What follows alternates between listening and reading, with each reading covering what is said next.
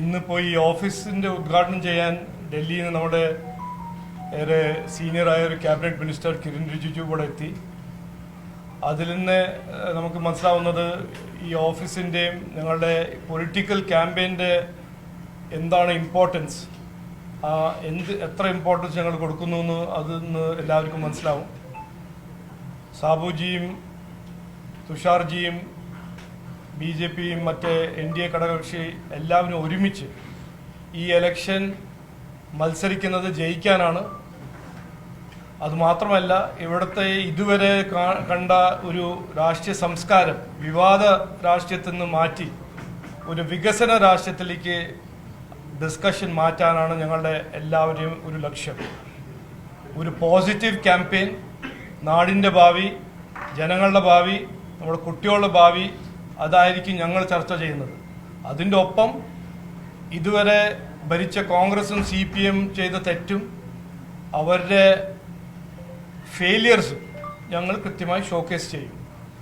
ഇതാണ് ഞങ്ങൾ ചെയ്യാൻ പോകുന്നത്. അടുത്ത ഒരു 45 ദിവസം ഞങ്ങളുടെ ക്യാമ്പയിൻ ശക്തമായി മുമ്പോട്ട് പോകും.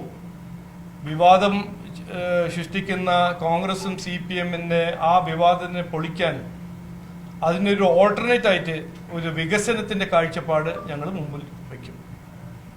ഈ BJPയുടെയും അതോടൊപ്പം NDAയുടെയും സ്ഥാനാർത്ഥി പ്രഖ്യാപനം എപ്പോഴുണ്ടാകും? ഈ സീറ്റ് നിർണ്ണയ ചർച്ചകൾ പൂർത്തിയായി. അതോടൊപ്പം തന്നെ ഈ സീനിയർ ലീഡേഴ്സ്, പ്രത്യേകിച്ച് 2020 പ്രസിഡന്റും അതോടൊപ്പം തുഷാർ ഉൾപ്പെടെയുള്ള മത്സരിക്കുമോ? എങ്ങനെയാണ് അതിന്റെ ഒരു തീരുമാനം? അല്ല, അത് വരുന്ന ദിവസത്തല്ല, അത് കൃത്യമായി ഞങ്ങൾ പറയും. ഇന്ന് പറയാൻ ആഗ്രഹിക്കുന്നില്ല. അത് കൃത്യമായ ഒരു നല്ല സമയം നോക്കിയിട്ട് ഞങ്ങളെല്ലാം തീരുമാനിച്ച് പറയും. രാജ്യയുടെ കോൺഗ്രസ് നേതാക്കളെ നിരന്തരം ഇപ്പോൾ പറഞ്ഞുകൊണ്ടിരിക്കുന്നു, തന്ത്രിയുടെ അറസ്റ്റ് തെളിവില്ലാതെയാണ് തന്ത്രിയെ അറസ്റ്റ് ചെയ്യുന്നത് എന്ന് പറഞ്ഞുകൊണ്ടിരിക്കുന്നത്. എങ്ങനെയാണ് BJP ഇതിൽ കാണുന്നത്? അല്ല, അത് ഞാൻ ആദ്യം പറയട്ടെ. ഇത് കോൺഗ്രസ് ഇപ്പോഴാണ് അത് പറയുന്നത്. ഞങ്ങൾ ഒക്ടോബർ 3 മുതൽ പറഞ്ഞത് എന്താണ്? CPM ഇവിടെ സർക്കാരും പോലീസിനെ ദുരുപയോഗിച്ചിട്ട് ഈ ഒരു കൊള്ള, ഈ ഒരു ക്രൈമിനെ ഒളിപ്പിക്കാൻ അവർ ശ്രമിക്കുമെന്ന് ഞങ്ങൾ അന്ന് പറഞ്ഞതാണ്. അതല്ല നടന്നിരിക്കുന്നത്. 5 മാസം ഈ SIT അന്വേഷിച്ചിട്ട് ഇന്ന് എന്താണ് നമ്മൾക്ക് കിട്ടിയിരിക്കുന്നത്? എല്ലാവർക്കും ബെയില്. പിന്നെ ആ അന്വേഷണം മന്ത്രിമാരുടെ ഡോർ സ്റ്റെപ്പിൽ പോകുമ്പോൾ പെട്ടെന്ന് തന്ത്രിനെ അറസ്റ്റ് ചെയ്യുക. തന്ത്രിനെ അറസ്റ്റ് ചെയ്ത ദിവസം എൻ്റെ ഒന്ന് പ്രസ് കോൺഫറൻസ് നിങ്ങൾ ഒന്ന് വായിക്കൂ, ഒന്ന് കേൾക്കൂ. ഞാൻ എന്താ പറഞ്ഞു? BJP എന്ത് പറഞ്ഞു? NDA എന്ത് പറഞ്ഞു? ഇത് ശ്രദ്ധ തിരിക്കാനാണ് അവർ ചെയ്യുന്നത്. അപ്പോൾ ഇന്ന് ഹൈക്കോർട്ട് ഒരു അയോട്ട ഓഫ് എവിഡൻസ് ഇല്ല എന്ന് പറഞ്ഞ് തന്ത്രിന് ബെയിലിൽ വിടുമ്പോൾ ഇത് നിങ്ങൾ ചോദിക്കേണ്ടത് ബഹുമാനപ്പെട്ട മുഖ്യമന്ത്രിയോടല്ലേ. എന്ത് ആലോചിച്ചിട്ടാണ് തന്ത്രിനെ അറസ്റ്റ് ചെയ്തത്? എന്തായിരുന്നു നിങ്ങളുടെ ലക്ഷ്യം? എന്തുകൊണ്ട് വാസവനും കടകംപള്ളി സുരേന്ദ്രൻ ഇന്ന് ജയിലിൽ പോയിട്ടില്ല? എന്താണ് അവരുടെ എതിരെ ഒരു FIR ഫയൽ ചെയ്യാത്തത്? 2 ദേവസ്വം മന്ത്രിമാർ ആരായിരുന്നു? ഒരു ദേവസ്വം മന്ത്രിന്റെ പിന്തുണ ഇല്ലാണ്ട് ഒരു ദല്ലാലിന് എന്തെങ്കിലും ചെയ്യാൻ പറ്റുമോ? അല്ല, നിങ്ങളെന്നൊന്ന് ആലോചിക്കൂ. ഇത് ബഹുമാനപ്പെട്ട മുഖ്യമന്ത്രി ആരാണ്? പിണറായി വിജയനാണ്. അദ്ദേഹം ഒരു ഫയല്, അദ്ദേഹത്തിന്റെ അനുമതിയോ പെർമിഷൻ ഇല്ലാണ്ട് ഒരു ഫയൽ ഇവിടെ ആർക്കും തൊടാൻ പറ്റില്ല. എന്നിട്ടാണ് ഇന്ന് പറഞ്ഞത് ഇത് ഉണ്ണികൃഷ്ണൻ പോറ്റി ചെയ്തു. ഇതെല്ലാം ജനങ്ങളെ പൊട്ടന്മാരായിട്ട് കാണുന്ന CPMന്റെ ഒരു നിലപാടാണ്. ഞങ്ങൾ ആദ്യം മുതൽ പറഞ്ഞതാണ്. കാരണം അന്ന് തന്നെ മുഖ്യമന്ത്രി പറഞ്ഞു ഇതൊരു വീഴ്ചയാണെന്ന്. സെപ്റ്റംബർ 29 മുഖ്യമന്ത്രി പറഞ്ഞു ഇത് കൊള്ളയല്ല, ഇത് ക്രൈം അല്ല, ഇതൊരു വീഴ്ചയാണ്. അതെങ്ങനെയാണ് അദ്ദേഹം അന്ന് തീരുമാനിച്ചത്? അതല്ല 5 മാസം കഴിഞ്ഞിട്ട് SIT ചെയ്യുന്നത്. എന്താണ് ഗോവിന്ദൻ മാഷ് 4 ദിവസം മുമ്പ് പറഞ്ഞത്? അല്ല, ശബരിമല ഇഷ്യൂ കഴിഞ്ഞു എന്ന്. ശബരിമല ഇഷ്യൂ എങ്ങനെ കഴിഞ്ഞത്? കൊള്ള നടന്നു, 4.5 കിലോ സ്വർണം കട്ടു. ഇന്നും ആരാണ് കട്ടത്? ആര് പിന്തുണയോണ്ടാണ് കട്ടത്? ഇന്ന് ആർക്കെങ്കിലും അതിനെക്കുറിച്ച് ഒരു ഇൻഫർമേഷൻ ആർക്കെങ്കിലും കിട്ടിയിട്ടുണ്ടോ? കിട്ടിയിട്ടില്ല. അപ്പോ ഇന്നലെ കോൺഗ്രസ്സുകാർ പറഞ്ഞു, ഞങ്ങൾ ആദ്യം മുതൽ പറഞ്ഞത് എന്താണ്? ഇത് ഒരു കവറപ്പാണ്. പോലീസിനെ ദുരുപയോഗം ചെയ്ത്, സിസ്റ്റമിനെ ദുരുപയോഗം ചെയ്തിട്ട് ജനങ്ങളുടെ ശ്രദ്ധ തിരിക്കുന്ന ഒരു തന്ത്രം CPM ഉപയോഗിക്കുന്നു. എന്നിട്ട് പ്രതിപക്ഷ പാർട്ടി കോൺഗ്രസ് ഈ അസംബ്ലി സെഷനിൽ എന്തു പറഞ്ഞു? ഇതിനെ കുറിച്ച് എന്തെങ്കിലും ചർച്ച ചെയ്തോ? അവിടെ ഉള്ളിലിരിക്കുന്ന കോൺഗ്രസ് പാർട്ടി ഇതിനെക്കുറിച്ച് ഒരു വാക്ക് പറഞ്ഞോ? തന്ത്രിനെ കുറിച്ച്, ഈ ശ്രദ്ധ തിരിക്കാൻ ഈ തന്ത്രിന്റെ അറസ്റ്റിനെ കുറിച്ച് പറയാം. ഇപ്പോഴാണ് അവര് ഞങ്ങൾ ഈ ഉയർത്തി ഈ ഇഷ്യൂ മുമ്പോട്ട് വെക്കുമ്പോൾ കോൺഗ്രസ് പാർട്ടി അത് ചാടി പിടിക്കാൻ ശ്രമിക്കുന്നു.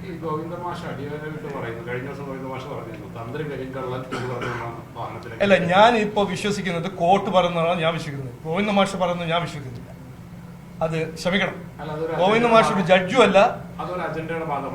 പിന്നെന്താ, കവറപ്പിന്റെ ഭാഗമാണ്. ഞങ്ങൾ ഒക്ടോബർ 3 മുതൽ പറയുന്നല്ലേ, എങ്ങനെയെങ്കിലും ഈ ഇലക്ഷന്റെ മുമ്പ് ശബരിമലനെ എങ്ങനെയെങ്കിലും കവറപ്പ് ചെയ്യാൻ ബഹുമാനപ്പെട്ട മുഖ്യമന്ത്രിന്റെ ഒരു വലിയൊരു ശ്രമവും അധ്വാനമാണ്. അത് പാവം ഗോവിന്ദ മാഷ് എന്ത് ചെയ്യണം? അത് പുള്ളിക്കാരോട് പറയുന്നത് അത് പുള്ളിക്കാരൻ പറയും. തന്ത്രിയുടെ കാര്യത്തിൽ ശ്രീ KS രാധാകൃഷ്ണൻ അദ്ദേഹം വ്യത്യസ്തമായ നിലപാടാണ് സ്വീകരിച്ചത്. അദ്ദേഹം കുറ്റക്കാരനാണെന്ന് വെച്ചാണ് അദ്ദേഹം സാമൂഹ്യ മാധ്യമത്തിൽ. അല്ല, അത് ഞാനാണല്ലോ പാർട്ടിയുടെ പ്രസിഡന്റ്, ഞങ്ങളല്ലേ NDA. അപ്പോൾ NDAന്റെ അഭിപ്രായം എന്താണെന്ന് ചോദിച്ചാൽ ഞങ്ങൾ പറയും. ഇനിയിപ്പോൾ മറ്റേ ഇൻഡിവിജ്വലിന്റെ അഭിപ്രായം എന്താണെന്ന് ചോദിച്ചാൽ അവര് ഉത്തരം നിങ്ങൾ.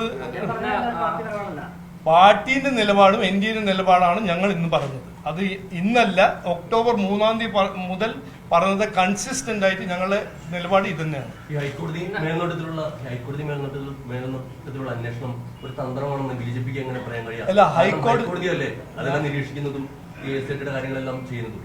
അതെങ്ങനെയാണ് സർക്കാരിനൊരു തന്ത്രമായി മാറുക? അല്ല, ഞാൻ എന്താ നിങ്ങൾ അങ്ങനെ ട്വിസ്റ്റ് ചെയ്യല്ലേ. ഞാൻ പറഞ്ഞത് എന്താണ്, SIT പോലീസല്ലേ. പോലീസ് കേസ് ഫയൽ ചെയ്യാതെ ഒരു അറസ്റ്റ് ചെയ്യുമ്പോൾ കോർട്ട് എന്താ പറയുന്നത്? ഒരു അയോട്ട ഓഫ് എവിഡൻസ് ഇല്ല. അത് ഹൈക്കോർട്ടല്ല പറഞ്ഞത്. ആരാണ് അറസ്റ്റ് ചെയ്തത്? SIT അല്ലേ അറസ്റ്റ് ചെയ്തത്. ആരാണ് SIT? കേരള പോലീസ് അല്ലേ. ആഭ്യന്തരമന്ത്രി ആരാണ്? പിണറായി വിജയൻ അല്ലേ. അതല്ലേ ഞങ്ങൾ പറഞ്ഞു. ഇതില് എന്തിനാ കോർട്ടിനെ കൊണ്ടുവരുന്നത്? ഞങ്ങൾ പറഞ്ഞത് SIT-ൽ, ഞാൻ ആദ്യം മുതൽ പറഞ്ഞത് SIT-ൽ ഞങ്ങൾക്ക് വിശ്വാസമില്ല. അതല്ല ഇപ്പോ തെളിവായിട്ട് ക്ലിയർ ആയിട്ട് പുറത്തു വരുന്നു. ഇല്ല, ഞാൻ തന്ത്രിനെ അറസ്റ്റ് ചെയ്ത ദിവസം NDAന്റെ നിലപാട് ഞാൻ കൃത്യമായി പറഞ്ഞ കാര്യം ഇന്നും പറയുന്നു. തന്ത്രിനെ ന്യായീകരിക്കാൻ BJP NDA ഇറങ്ങുന്നില്ല. അത് rule of law, process of law തീരുമാനിക്കും ആരാണ് നിരപരാധി, ആരാണ് അപരാധി. അത് ഞങ്ങൾ അതിനെക്കുറിച്ച് ഒരു വാക്കും പറയുന്നില്ല. പക്ഷേ SIT-ൽ ആദ്യം മുതൽ ഞങ്ങൾക്ക് വിശ്വാസമില്ല എന്ന് ഞാൻ ആദ്യം പറഞ്ഞു, ഇന്നും പറയുന്നു.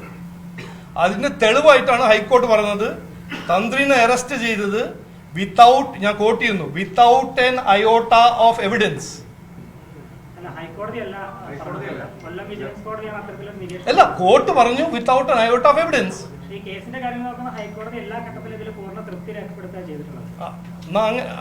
നിങ്ങളുടെ ഇന്റർപ്രിട്ടേഷൻ ഇവിടെ ഈ സർക്കാർ ആശുപത്രികളൊക്കെ എന്ന് പറയാൻ നേരത്തെ കഴിഞ്ഞ ദിവസം കത്രികയുമായി ഒരു സ്ത്രീ 5 വർഷം ജീവിക്കേണ്ട ഒരു അവസ്ഥ വന്നിരുന്നു. അതെ, എന്താണ് BJP ഒരു മറുപടി? നോക്കൂ, ഞങ്ങൾ ആദ്യം അല്ല BJP-യിലെ NDAന്റെ ഇതിനെക്കുറിച്ച് നിലപാട് ക്ലിയർ ആണ്.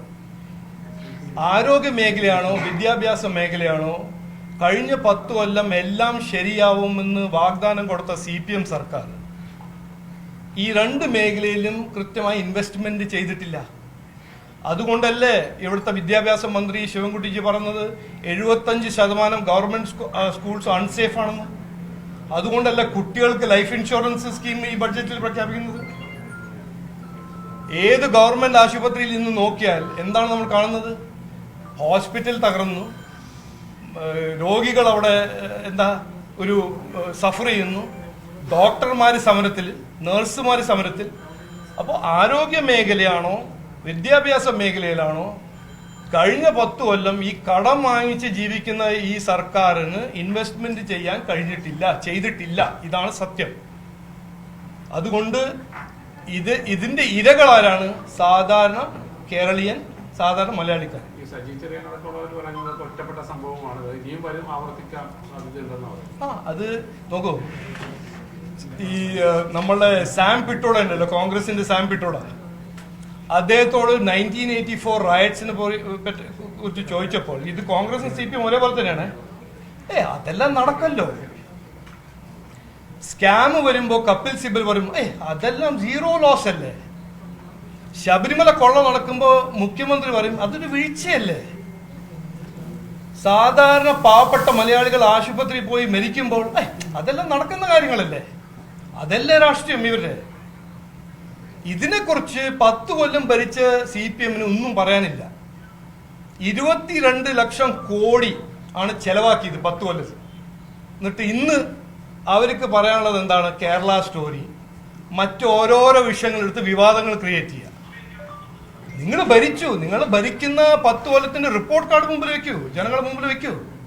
ഈ കേരള സ്റ്റോറിയെ കുറിച്ച് പറഞ്ഞുകൊണ്ടാണ് അതല്ല, അത് പറഞ്ഞ ഞാൻ പറഞ്ഞ അതൊരു ഇഷ്യൂ ആക്കണ്ടായിരുന്നു. ഇല്ല, ഞാൻ കാണാനും പോകുന്നില്ല, എനിക്ക് കാണാൻ താല്പര്യമില്ല. കാണുന്നവര് കാണുക, കാണാൻ താല്പര്യമില്ലെങ്കിൽ കാണണ്ട. ഒരു എതിർപ്പുണ്ടല്ലേ കേരളത്തിന്റെ ഒരു എതിർപ്പുണ്ടല്ലേ ഇതിനോട്? നോക്ക്, ഞാൻ ഇതിനെ കുറിച്ച് ഒരു കാര്യം പറയട്ടെ. നിങ്ങൾ ചോദിക്കുന്ന മുമ്പ് ഞാൻ കേരള സ്റ്റോറി പറഞ്ഞു, എനിക്കറിയാം നിങ്ങൾ ചോദിക്കുന്നു. ഈ നാട്ടിലെ, ഈ ഇന്ത്യയിലെ ആർട്ടിക്കിൾ 90 എന്ന് പറഞ്ഞ ഒരു ഫണ്ടമെന്റൽ റൈറ്റ് ടു എക്സ്പ്രഷൻ എന്ന് പറഞ്ഞ ഒരു കാര്യമുണ്ട് കോൺസ്റ്റിറ്റ്യൂഷൻ. നമ്മളെല്ലാം വായിച്ചു പഠിച്ചതാണ്. അത് വട്ടാണോ അല്ലെങ്കിലും ആ ആർട്ടിക്കിൾ അപ്ലൈ ചെയ്യും. മൂവി ഉണ്ടാക്കാൻ എല്ലാവർക്കും അവകാശമുണ്ട്. അത് ഇല്ലീഗൽ ആണെങ്കിൽ കോർട്ട് അത് സ്ട്രൈക്ക് ഡൗൺ ചെയ്യും. പക്ഷെ മൂവി, ഒരു ചിത്രം ഉണ്ടാക്കാൻ അവകാശം എല്ലാവർക്കും ഉണ്ട്. കാണണ്ടെങ്കിൽ കാണണ്ട, കാണണമെങ്കിൽ കാണണം. എമ്പുരാൻ റിലീസ് ചെയ്തപ്പോൾ ഞാൻ എന്താ പറഞ്ഞു? എനിക്ക് കാണാൻ താല്പര്യമില്ല, ഞാൻ കാണുന്നില്ല. പക്ഷെ മൂവി റിലീസ് ചെയ്യണ്ടെന്ന് ഞാൻ പറഞ്ഞല്ലോ, ഞങ്ങളത് പറഞ്ഞല്ലോ.